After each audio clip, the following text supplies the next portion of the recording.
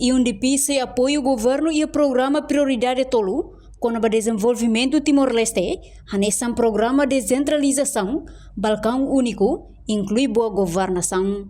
Representante Undp e Timor-Leste, Katina Argueta afirma e surmoto o primeiro-ministro colhia com o programa Prioridade Siranebe Timor-Leste Sorudadão, com o desenvolvimento, no Undp hahu ona ninha ciclo planeamento fom, no alinha programa o Prioridade Governu niang. Portanto, Undp mag Agência Nações Unidas niang, no sira se suporta governo e o projeto que programa Prioridade Principal Tolu, macanesang, programa de descentralização, balcão única, inclui governação.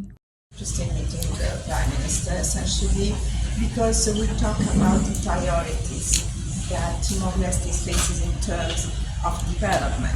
Just right now, UNDP is starting this new planning cycle, and we are aligning our program with the priorities of the government, of this government.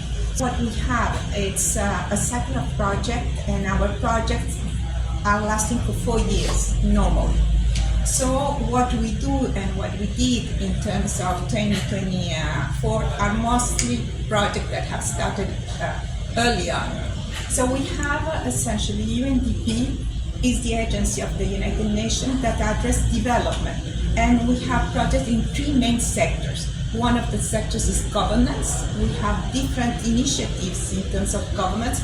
Just right now, we are supporting the decentralization program of the government. We are supporting the Balcão Único.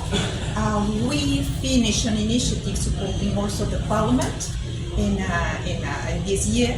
And we have some other initiatives, mainly with the young people. We are trying to bring and develop critical thinking in the youth and trying to involve them in terms of participating more in the public arena. We have another sector which is environment, sustainability, resilience, climate change. Além de Undp mos ia inisiativa ida atu apoio o Parlamento Nacional no ia mos inisiativa seluk atu desenvolve foi Timor o ansira ni Hanoi crítico hodi envolve sira liu e arena pública, setor ambiente, sustentabilidade e resiliência, mudança climática. Reportagem Efifânia de Carvalho, Televisão Timor Post.